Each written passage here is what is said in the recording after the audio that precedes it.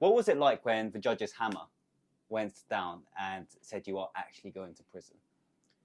In that moment, the only sadness or disappointment I felt was like for my parents at the time, because like I think for a parent to go through that with a child, especially that if I go through that with my child, I think it's very different to my parents going through that with me, because in their heads, like, you know, they escaped the civil war, came here, worked really hard, built this life, probably don't even have never seen an eighth of cannabis before, probably not even understanding the culture that working class kids from minority groups have in London, and then seeing their kid there, it was like they would have just seen their baby in the dock ready to go to prison. And I think that really broke my heart. Mm.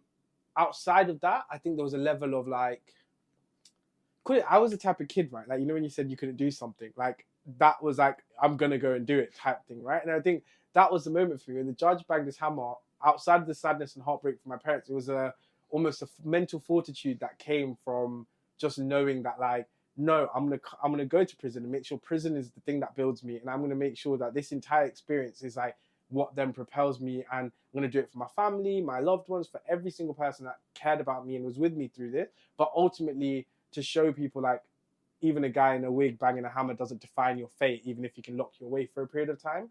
And I think that like mental fortitude was really important in in just helping me like through the entire experience. What was your first nights like in prison?